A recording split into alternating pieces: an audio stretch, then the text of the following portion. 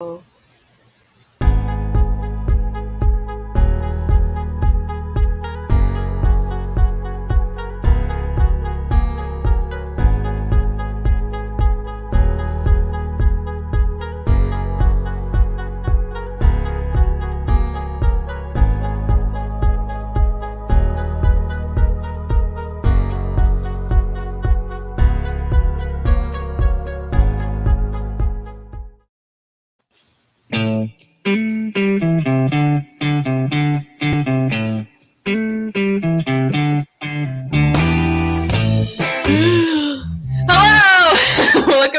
Get That Rose. I'm your host, Sarah, with me, Jay Wade. Hey everybody, I absolutely loved this episode. It was the best one that I've Don't lie to the people. No, I'm not. I'm being serious. I was lying to you before. You're lying to me? Well, now I'm confused. Yeah. That's how it goes. Well, we are recapping the finale of Bachelor in Paradise Season 7. I think it was. Yeah. Season 7.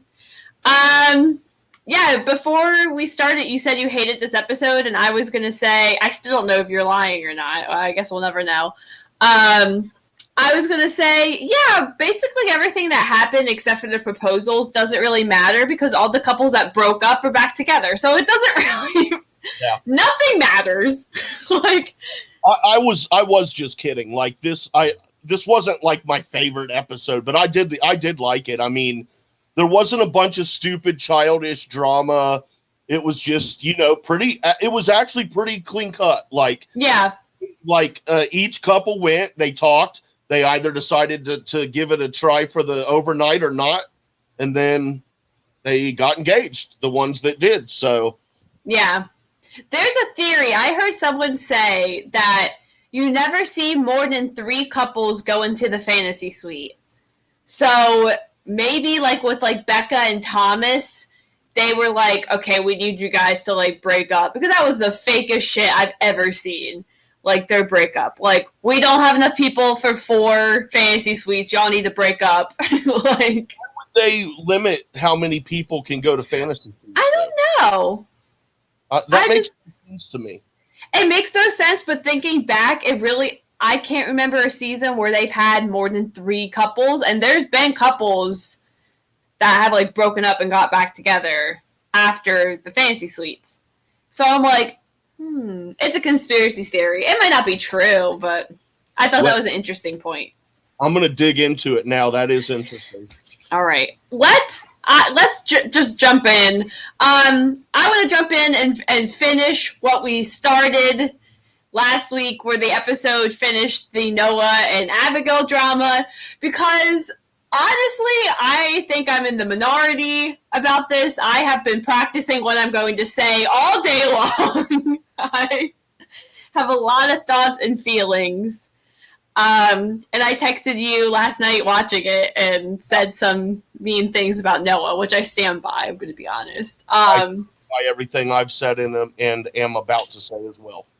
So, okay. I just quickly want to talk about this because in hindsight, it doesn't matter. Yeah, it doesn't matter at all, which is kind of really annoying. But anyway, okay, so the whole Noah and Abigail breakup situation, I listened to a podcast this morning talking about it. I was very upset with their point of view on it. I just feel like I'm in the minority because everyone is really rallying behind Noah, and I literally do not understand. I literally, like, please tell me why. Like, I'm serious because I do not understand, because everyone's saying like maybe okay, so I've decided I'm not mad at Noah for breaking up with Abigail. I don't really care that they broke up. I'm mad at Noah. The issue I have with Noah is the fact that he told her he was falling in love with her, didn't get a response, so he immediately broke up with her the next day and pulled the well, you weren't my person, and I was thinking about it was off for me for a while. That's what pisses me off. That's what I don't understand why people, like, the one podcast was literally saying, like, yeah, Noah might have come off harsh saying that Abigail's not his person, but, like, sometimes you need that. And I'm like, no, there is no need for someone to tell another person that you're not my, like, it's just unnecessary. And I still don't even know what that means. So whatever. Yeah. Like, it's a cop out. It's a cop out answer. Like, you're not my person. Like, it's a cop out in the sense, as where also is a cop out.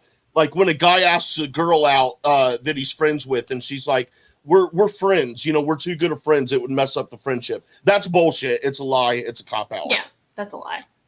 Yeah. But I don't know this guy. There is no defense for this guy whatsoever. Like you said, if you want to break up with somebody, you are not obligated to be with anyone. Yes, that's fine. Yeah, but then he's like telling her this thing we're talking about, that she's not his person, yet he's still saying, but I meant everything I said. Yes. Yes. So what he's saying is, I'm falling in love with you, because he said he meant it, and that's what he said. So he's saying, I'm falling in love with you, but you're not my person, and I don't want to be with you. That makes no sense. Yeah, exactly. Just be a man, dude. Balls up, be a man, and be like, look, I was into you for a while, but then there was just something that wasn't missing. I wish I would have told you sooner. I'm sorry. Yeah. Let on, but I can't go any farther. It's dude, it sucks, but like, no matter what, when it's something like this ends, someone's going to get hurt. And the best way to do it is to be open and honest about it and respectful. And she still would have probably been pissed off at him and mad, but in the end, eventually she still may be mad, but she will see that, he did it in a respectful way, but he did nothing like that at all. All we had to do was tell her that his ego was hurt. He was really upset. He didn't say he loved her back. Have that kind of discussion, whatever. Instead of like literally just being like, yeah, you're not my person, and I felt like it's been off for like a couple days and stuff like that. And I'm sure it's producers, whatever, the fact that he left and didn't say goodbye to anyone, whatever. But to me, that's when I messaged you, when he like got in the car, left, had Abigail go back, cry in front of everyone. To me, I was like, Noah's a pussy. Like, I don't care if the producers are like, no, you have to go now. You say, I'm going to go say goodbye to all my friends, and I'm not going to make Abigail look like I know what you're trying to do. I'm not going to make Abigail look this way, because it just makes Noah look bad. Like, it literally makes him look bad that he sent her in there. She's crying, of course. All the friends are like, what's wrong? Everyone else is crying, because it's definitely the producers are trying to get all the other couples shook up. But that just makes, to me, it just makes Noah look like an asshole. Like, yeah, I mean, it's one of the many moments that are going to happen when you're doing stuff like this, but it's one of the many moments where production decisions for the value of content ends up putting people's feelings in jeopardy and stuff like that. And as far as him going back to say bye to everyone is one thing, but the one girl was like, like, he didn't even come back and explain. And I'm sitting there yelling at the screen like, it ain't no one's business, man. That's true. He owes an explanation to is Abigail. Yeah. Yeah. No one else has owed him coming back and being like, I broke up with Abigail, because the only Abigail is, you're right, is owed that. But it doesn't matter, because they're together and they're in love, and do better than that. Abigail girl, call me. Yeah, call me too, girl. Let's go. Let's hang out. I'm sure you would probably like Sarah's husband more than me. He's younger and handsome. So, stretch that. Abigail, call Sarah. Oh, my God. I don't know. Noah just the way he talks and the way he handles himself just really, like, rubbed me the wrong way. And he was just so, like, I'm in love with her, but, like, not gonna work out. Like, everything was just so matter of fact, and everything he said was correct. It just really bothered me. And I don't know. And even, like, she instantly, because I follow her on Instagram, she instantly posted this like really sweet video of him saying that she like loved him and stuff, and he didn't post anything about her until like 24 hours later, which to me I'm like, that's a little fishy, but it doesn't. Well, one more thing about this Noah and Abigail thing.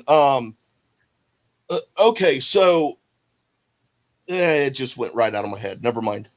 Well, I'm going to ask, with all the couples, do you think this will last? How long do you think it will last? They're not engaged, they're just dating. No, I don't think. Yeah.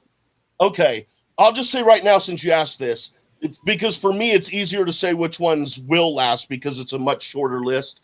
I honestly think none of them. Or Joe and his gal are going to work out. I really do. Me too. And then I'm not too sure about Nikki and is it Mari? Nikki and Mari, I don't know about that. Kenny, I know his name. It's a joke. But the other what's it? Riley and Marissa. Yes. They have a decent shot, I think. Let's talk about should we just jump into the engaged couples? I mean, I just remembered what I was going to say about go. Okay, you were saying like how his ego was hurt because she didn't say I love you back right away. Okay, from where I'm sitting, if I'm in her position and we're having a discussion like this, like an end of the relationship type of discussion, because your ego is hurt because I didn't say I love you back. And as we said last week, Abigail's deaf. So perhaps she didn't hear him properly. It took a little bit of time to She even did say that it took her a little bit of time to register. She said he talked really fast and she didn't catch it right away. So my question is, with him having that ego, why would you be attracted to someone once you find out that that they're making this huge emotional and hurtful discussion and stuff based off of you didn't say I don't understand how she would want to be with him at any point after that kind of a move. To me, that's a red flag. In the future, what else is going to happen? I think they're a couple that is going to work in the real world, and Paradise wasn't the right atmosphere for them, because he even said on his Instagram post was we've learned to communicate a lot better. I think them they seem like the type of people that like to explore, like to do things, and they're always hanging out. I think that is a better match for them than just launching around in the same space. I think they'll kind of grow the more friendship stuff while they're in a relationship than what Paradise was able to help them with, if that makes sense. No, that's true, and that goes to what I've been saying about all of these Bachelor shows, is that you ain't gonna fall in love with someone in that short amount of time. Which I do want to backtrack a little bit. John Roca's mom and dad got engaged after their third date, and they they were very much in love. And had a great life. If you don't know who that is, look up Schmodown John Roca. But that when I found that out, I immediately thought of me saying constantly on this show, there's no way. But for the majority of the people, you're not going to fall in love with someone in this short amount of time. It's just not going to happen. I knew after first date with my husband. I knew. But you guys had been friends for over a year or something. Yeah. But my thing here is that the expectations are too high. I mean, you're going in there to meet someone and try to develop a relationship over, say, a month of time, and the expectation is to get engaged. That's a huge expectation. So, if the expectation weren't an engagement and it were more just meeting someone and deciding whether or not you're going to leave and continue to develop the relationship or not, I think that would yield a lot better results as far as these couples. Because like you just said, dude, when you're lounging around on a beach and you can't go anywhere, you have no TV. And I've said it before that, this is a lot of the stuff that they need to really have on there. If I'm on The Bachelor, dude, I'm going to be asking these girls what kind of movies they like. Do you like Star Wars? What kind of music are you into? What kind of hobbies do you like to do? Do you like to fish? Do you like to be outdoors? Dude, things that matter that we would be doing in real life outside of this very unique situation. So expectations are too high. If they would lower it to like, are you going to leave as a couple and pursue it further? We'd probably have a shitload of marriages from this entire franchise by now. That's what I was going to say. I don't think every person goes in there, obviously, to leave engaged at the end. I think the couples that work the best are the ones that leave not engaged, and then because they have that time and not that pressure. Like, there's a lot more couples who didn't get engaged that are now engaged together, lasted a long time, because there wasn't that pressure. And, like, Abigail said, like, I don't think Abigail ever really went in there saying, like, I'm here for a husband. Like, Marissa was saying, like, I'm here for a husband. Mari said, I'm here to get engaged. Even Serena even said, like, this was not my expectations. And that's why I think Joe and Serena are going to last longer. Or I really do think that they will go the long distance. I really think that they will get married. I think so, too. I hope so. Because they didn't have the expectation of going in looking for a husband and a wife. You know what I mean? I think when people go in with that I'm leaving here engaged, then you're really just like, that's your main focus. You're not looking for the flaws or anything. You're just kind of like, I'm here to get married. I need to find my person. Even if you don't realize you're doing that or not, like, that's what you're doing. And I think that hurts you in the long run because you're not willing to, like, maybe ask the harder questions because you're scared you're not going to get what you want in the end. You know what I mean? Yeah, and speaking of which, if you don't mind, if we could use that to segue into I keep calling him Nicky. Now I can't remember his real name. Kenny. Kenny. That fun little inside jokes with calling people different things. But Kenny and Mari, okay, hard decisions and hard discussions. I honestly was surprised to hear Kenny bringing up the age thing as a part of his decision making. That to me, like, I'm turning a little bit on the guy. Like, I went Me in too. weeks ago and I went on a rant calling him a slut. I'm sorry, Kenny. I very well may have been wrong, but no, that showed a lot of maturity that from based on what production shows us, I never would have imagined he had. Yeah. So I mean, they have a shot. Yeah, I think so. I would be, to be honest, at this point though, now I would be more concerned about it not working out due to issues on her end as opposed to his, because I agree. He comes off as a lot more mature, and I think, I don't know anything about him, but if I could put money on it, I would bet that this is probably like the most serious relationship he's ever been in, and his friends back home are probably like, how is he settled down? Like, they probably thought he would never settle down for another 10 years or so. I feel like he said as much. Like, I feel like he said in their fantasy suite, like, that's when I started to turn, when he was telling Mari that him and his family never say they love each other, and they show love in a different way, like calling each other, like, whatever he said. And, like, I think he said, like, I never expected to get married or to have kids or do this, and this is why it's so shocking. Like, that made me really realize, oh, okay, that's why Kenny can't form words what he loves about Mari. Like, he just hasn't ever really, like, been around that or whatever. So I really turned on him and Mari. I thought they were really cute. Their engagement was really cute, really sweet. I honestly think all three of these couples are a really good match, like, surprisingly. Like, I think it's just going to be, like, real life now. I think that's what's going to be the test of what it's like. I could see them all being together for at least a year.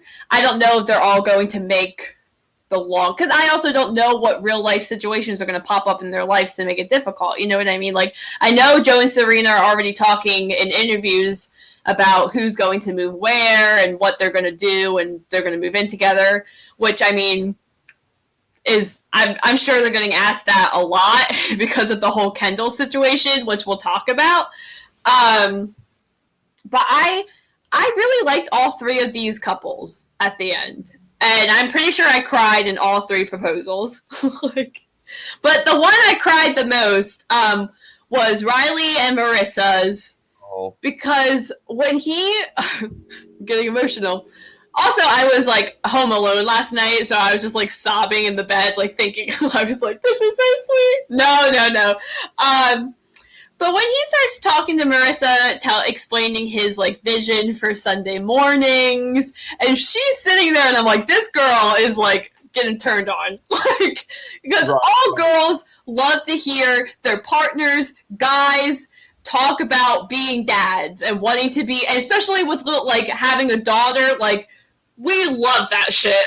Like, and I love to see like strong men like break down about like the future and how excited they are to be a loving husband and a father. Like it gets me every time. And I thought it was so sweet. And yeah, I was crying. In the proposal, I was crying. I like how he messes around with her, where he was like, I don't know. She like when he was gonna pull out the ring or like go into the fantasy suite, and she's like, "You need to stop doing that to me." Like I buy all three of them. Like I just think they're all very compatible. Yeah. Definitely of the couples, if you're gonna have three that are gonna get engaged, they are the three that needed to be getting engaged. Yeah. And then Joe and Serena, I also got emotional because you could tell, and I watched Joe and Kendall on their season, and I really like Joe and Kendall, but there's just something about like Joe and Serena, like he just is different around her, and when his like voice cracked when he was like getting ready to propose, like it was just really sweet. They really screwed over Kendall and Joe. Like, I did not need her to show up. It was so awful. Like, I feel so bad for her. I felt so bad for Joe. Like, it was just like, what is the point of this? Like, why would you do this to them? Like, that, like, if I was Joe, I'd be pissed. I would be pissed at Kendall, because we know it's all production. And Kendall has says as much. It was production, was like, you need to go down and give him this speech before whatever to say you're moving on. Like, I would be so mad. How dare you have my ex-girlfriend, only my ex-girlfriend, come literally as I'm standing here thinking it's going to be Serena, because Joe and Kendall never got to that point, and he said as much. They never got to the final, like, stand, whatever. So now they have this shot of them standing there at the proposal stage. I was like, this is just messed up. Like, it was awful. I felt so bad. Well, this is pointless. And it seems like everyone on Twitter is like, why did they do this to them? Like, it's the drama factor. It's for the little teaser clips that we did not need. Like, it was just so unnecessary. Again, you know, like I pointed out earlier, another of many examples of them putting the contestants' actual feelings in jeopardy for content. I mean, but as we've also spoken about before on this show, I mean, they know what they're signing up for. Yeah. But there's still a line to me. Yes. For me, it's still like, dude, I mean, there's things that's like maybe none of it's necessary, but this specifically falls under the unnecessary category. Yes, they know what they're signing up for, but would you really think that they would drag you out before your ex-boyfriend proposes to someone? Like, that, I wouldn't think that people would scoop that low to do that. You know what I mean? Right. Like, I'm sure Kendall didn't think that they were going to do that to her. So when she signed the contracts. But maybe she did. I don't know. Who knows? Yeah. I don't know. Anyway, we talk. Anything else? Do you have anything else to say about the three happy engaged couples? No, I just to recap that I actually enjoyed the episode. There wasn't a bunch of drama, but that's why I enjoyed it, because it's a nice closing. It wasn't just a big shit fest finale. Yeah. It had some nice closure to it, and then we got that sneak peek of Bachelorette, which I'm looking forward to. Midwest girl, so man. But before we do that, we talked about the happy couples. Let's talk about the breakup couples. We had Natasha and Chelsea got sent home during the last rose ceremony, which I do not understand why they did not have Sarah Hyland come, and I thought that was a rumor that she was going to show up and host one of the rose ceremonies with Wells. I think that was a missed opportunity. I feel really bad for Natasha. I wish she would have just been like, I'm going home. Like, I'm not putting myself through this. I feel bad for Chelsea, too. But the thing I want to talk about that I'm confused about is, why the fuck was Dean and Kaylin the final couple to talk about the fantasy suites and do the whole proposal stuff when they left before any of that? Dean is not traditional. Dean and Kaylin have already said that, like, they consider themselves married. They're never going to get married. He's never going to propose to her. Like, he's said this multiple times. So why are they there? I cannot talk tonight. Jeez. Why are they there talking about how important the fantasy suites and love and getting engaged and stuff is when they don't believe in it? No, you're absolutely right. Yeah, you are 100% right. I was wondering the same thing. That, and I couldn't remember. I recognized him, and I remembered his babies. I could not remember her name, and I could not tell if that was the girl from the season. And I just, and then as they continued talking, I was like, yeah, that's her. So that's. And it was so awful. Their talking was terrible. Like, were they reading something? Like, it was so stiff. Yeah. And I saw a tweet that said, like, Dean's reading these lines is the worst I've ever seen, and I watch SNL every week. And I was like, yikes. It was so bad. They're just like, and we are here to find the love, and you will get the fantasy suite date. I was like, what's happening? Like, yeah. Does he not speak English? Like, it was just so unnatural, and it was really distracting, and yeah. But we had a song you can memorize like a 5-minute dialogue. Come on, dude. I literally don't understand. I don't understand. It was really awkward. Couples that broke up. There's just a couple I want to touch on. We were talking about Abigail and Noah a while ago. You always got those like random couples that you know aren't gonna like last and whatever. Yeah. You had. Well, let's talk about McKenna and Ed. Poor Ed. Ed was like, "I'm going to the fantasy suite. I'm gonna get some tonight." He said it like he just met her yesterday, and he thinks he's gonna go to the fantasy suite with him. I was like, "Here's the Ed we know and love. I miss this Ed." I mean, hey man, take your shot. Take your shot, yeah. Take your shot, dude. Oh, what is she gonna do? Say no? Who cares? Poor girl. She was trying to be so nice because he was like, "Oh, we can like hang out outside of this," and she's like, "Yeah, he did not get it." No. I was like, oh, poor McKenna. I thought that was really funny. Okay, let's talk about my favorite part of the episode, which was just absolutely ridiculous, but what we love to see. Anna is the whole time. Anna's like, me and James will continue out of that. I kind of felt bad for Anna, but then I was also like, don't make me feel bad for this girl, because she talked about how she had a rough year. I'm like, don't make me feel bad for this girl who literally ruined another girl's life by calling her a prostitute with no like facts or anything. Like, I'm sorry. I don't feel sorry for you, Anna. Sorry. I did a little bit, but sorry. And she says that I have this curse that every time I tell a guy I'm starting to fall for or start to like him, he stops liking me. And I'm like, interesting. And you can tell James is just not really that into her. And he said, what did he say? He said it would be oh my god, hold on, I tweeted it. He said something that cracked me up. And I was like, are you serious?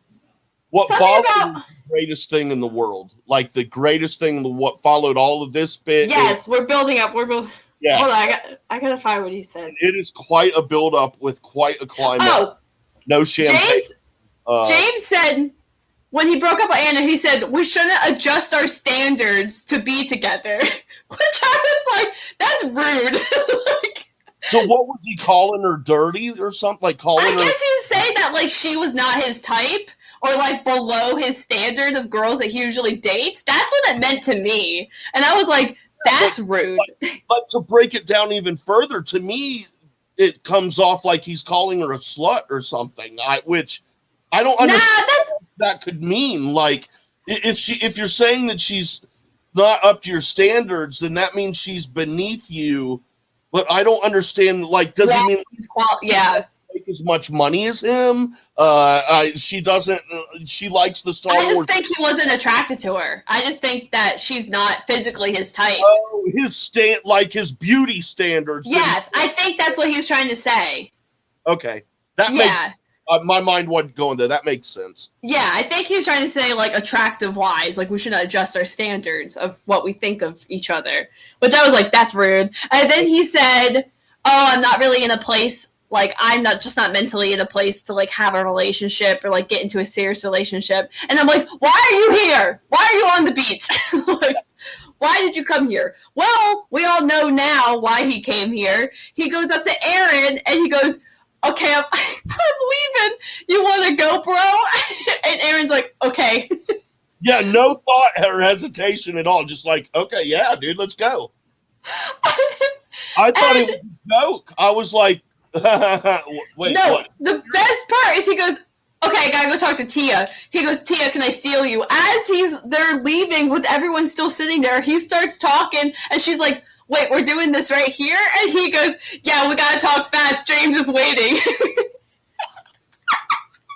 He tells her he's leaving before he tells her he's leaving. You know what I mean? Like, what is He's like, it was fun. I had a great time with you. I gotta go. James is like waiting. He's holding the van. He's like, I'll get your number.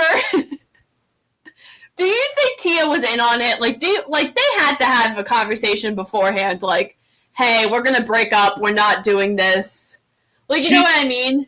I think she handled it far too well for it not to have been planned. It's Tia. Tia had a mental breakdown every episode last season, like, or the season she was on. Like, it's Tia, dramatic. And when she started leaving with the suitcase, and she's like, "I hate these effing guys," blah blah blah. I'm like, oh, she's in on it. Like, she's playing it up, which was funny. I thought it was great. Like, they're my favorite couple. That's what everyone's saying. They're my favorite couple to leave the beach. Like, they're roommates now. They're partying it up in San Diego. Oh, it was great. It was just what I needed. And then the last breakup, which doesn't even fucking matter, was Thomas and Becca, because they're still dating. So who cares? Like, who cares? I understand. I think Becca was like, hey, I'm not getting engaged to you. This will be my third time getting engaged on the show. Like, I'm not doing it. Because I'm rewatching Becca's Bachelor, because she was the former Bachelorette. I'm rewatching her season. She won the Bachelor season that she was on, got proposed to. I think I told you this, he broke up with her like a month later to go after his runner-up. Wow. So, it was awful. The whole thing, you can watch the whole breakup. It's terrible. The poor girl. Tia was actually supposed to be the Bachelorette because they were from the same season, but because Becca got broken up with that way, they made Becca the Bachelorette, which I think was a much better choice, I'm going to be honest. I'm not a Tia fan, if you can't tell. Right. So then Becca got engaged to her final pick. They were together for like 2 years, and then last June, they broke up. She called off the engagement because of some politics differences, which we don't gotta talk about. But so they broke up. So I think she was like, she even said as much, I wasn't looking for like a serious relationship, and she was not getting engaged. I think Thomas would have proposed. So she was like, I'm not doing it. Like, not again. Well, see, that's just the man, dude. Thomas he wants to win. She said that he's like, I don't want an engagement, and he's thinking, I want to win. So that's the difference there between the minds. He was like crying, and then the part when like it was weird. Like, I couldn't tell because she just looked like she had no emotion towards it. Like, she looked really kind of like pissed off by it, and I couldn't tell what was happening. If she was like, "Hey, play it up," and he like played it up too much because he was like, "I'm gonna trust you, I'm gonna trust you," and I was like, "What is happening?" And then when he's like, my favorite part, when he's like, let me go, Becca, let me go. I was like, what?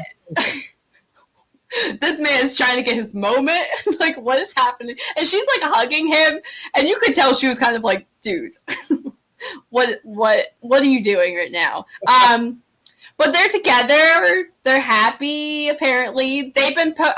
We've known that they were together. The internet has known because they were stupid, and he filmed after that, which we didn't watch the Men Tell All for Katie's season, but he was filming in Becca's apartment. Like, people figured it out. Like, way before the season. Yeah. He filmed, there was like a plant and a blanket behind him, and then Becca posted a picture of her, like, it was a different angle, but you could see the same blanket and same plant, so people are like, oh, they're together. Yep. And these couples this season have been very sloppy. That's all I gotta say. Like, yeah. And I also knew that Joe and Serena were gonna get engaged. I found out way long time ago because someone spoiled it. Like, right as soon as they ended filming, it leaked all over, and it was all over TikTok that they got engaged. Because, like, it was a big deal that, like, Joe got engaged, so it was all over. So I was like, dang it. But that's okay. But wrapping up, what did you think? Normally we get what is it? What's it called? Like a live reunion. Jeez. We did not get one this year. Instead, I don't think we will. We got 2 weeks. No, you're right, because I looked at TV Guide online and it said local programming for next week, so never mind. They did not film a reunion that I know of. And we got the wrap up. Did you watch, like, the end credit thing that they did with, like... Yeah, I did. The montage. What did you think of the montage? Fucking hilarious. I loved it. It was so good. I loved it.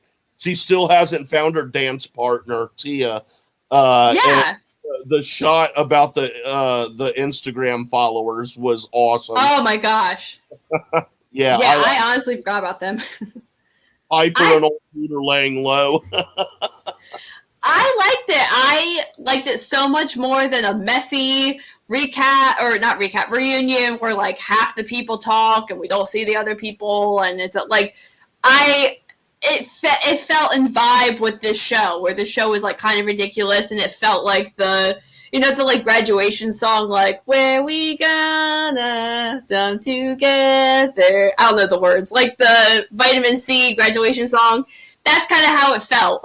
Like, this, okay. Anyway, doesn't matter. I liked it. I liked that we got to see, Noah and Abigail rekindled, got back together. Becca and Thomas got back together. Chris and Elena, whatever her name was, are still dating as well. They're the forgotten. No one cares about them. But yeah, I will take that over a reunion show any day. So, Bachelor, keep doing that, please. Now, final thing. Let's talk about what we thought of this season as a whole. I've seen a lot. I'm kind of surprised. I've seen a lot of mixed feelings about this season. What did you think of this season? Did you enjoy it? I enjoyed it, yes. Keeping in mind that I only have last season's Bachelor in Paradise to compare it to. I've only seen 2 seasons of this specific show. There are elements from both that I really enjoy and elements that I don't enjoy. But if you sat me down and I had to rewatch one of the 2 seasons, last season or this season, I would rewatch last season. And it would only be because, although I'm not a big Demi fan anymore, I wouldn't mind rewatching the one scene in particular of her and Wells sitting at the bar making fun of everyone as they're, whatever they're doing on the beach. That was awesome. That would be worth a rewatch to me. Yeah. Wow. I guess I'm in the minority. I think this was my favorite season of Bachelor in Paradise. I love this season. I think people that really like the messy drama aspect of the show really like this season because it was all drama. I love trashy reality TV, and that's what this show was. It was all drama. We didn't really focus on the love and the relationships till like the last 2 episodes, which is fine. That's all I need. I don't need like to watch these couples for 6 weeks like just fall in love. Like, I don't care about that. I want to watch people like yell at each other and try to fight each other and all the drama. Like, there were so many twists and turns this season that I did not see coming from watching the previews at the beginning. Like, sometimes when you watch the first big preview, you're like, okay, this person's going to be with this person. And, like, Noah, there's like 8 Noah and Abigail relationships that they never break up. This season, we had so many couples breaking up, getting together with other people coming in and leaving, and there for the right. Like, there's so much happening that I was just always entertained. I never knew what was going to happen. Like, I, the first week, thought Jasenia and Ivan were going to get together, like, be together at the end. That didn't happen. Like, you know what I mean? Like, there's... Right. I could not have predicted, except for Joe and Serena, I could not have predicted what was going to happen this season. And for me, I really like that. I think if you watch the show purely for the romance, I think that's why a lot of people don't like the season because, like I said, like, there really wasn't much consistent romance this season. I think Bachelor in Paradise handles the drama better than Bachelor or Bachelorette because that's what the show, like, it's fun to watch the drama more than it is to watch it with Matt James or Peter where that was just all drama, no romance, because that's the show really is about the romance. Right. You know what I mean? So I think, like, that's why I just liked it so much.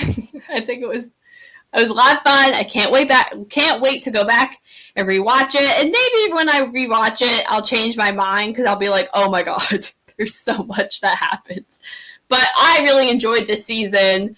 I'm actually kind of sad that it's over. Normally by the end, I'm like, I cannot wait for this to be over. I'm kind of sad. I had a lot of fun. I think it ended perfectly, and it ended with 3 relationships and engagements I actually really like and actually really cared about. All the couples I didn't like Kenny and Mari, kind of turned me around on them. So I'm ending at a positive note.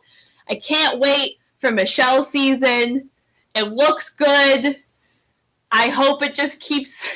I hope it's as good as I feel right now. You know what I mean? Yeah, no, I get you. I think it will be. I think Michelle's season is going to be really good. Like, really, really good. So, yeah. Any final thoughts on Bachelor in Paradise Season 7? No. No, it's over, and we get a break next week, and then we'll be back, so...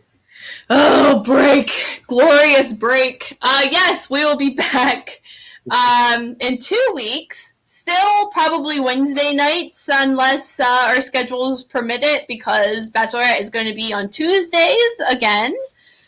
Thanks, Dancing with the Stars and Monday Night Football. But yeah, we'll be back to recap all of Michelle's season. We can't wait. We're so excited. In the meantime, I'm going to switch it up. You should tweet the show what you thought about the season and our recap. And if you agree or disagree, please be nice. I'm very sensitive. So please be nice. And you can tweet us at Go Get That Rose on Twitter.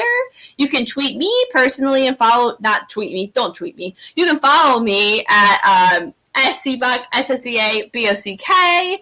And make sure you like the show, share the show, subscribe if you're listening on the podcast. Come subscribe to us on YouTube. And also, you should follow Jay Wade. Where should they follow you at? Follow me at JWade1134. That's the letter J, WADE 1134. And as Sarah was saying, follow this network at the JCast Network on Twitter. And on the podcasting platforms is where you'll find the show at the, not at the J, but the JCast Network. And we have other content on here other than just Bachelor stuff too. So we have a little bit of variety. So come check us out. And yeah. But we will see you back in 2 weeks. We cannot wait. Until then, stay safe. Have a great time, Whatever. Bye! You want to hear something funny? The mic wasn't on that whole time. No way. Yeah, for real. Oh, wow. So smooth.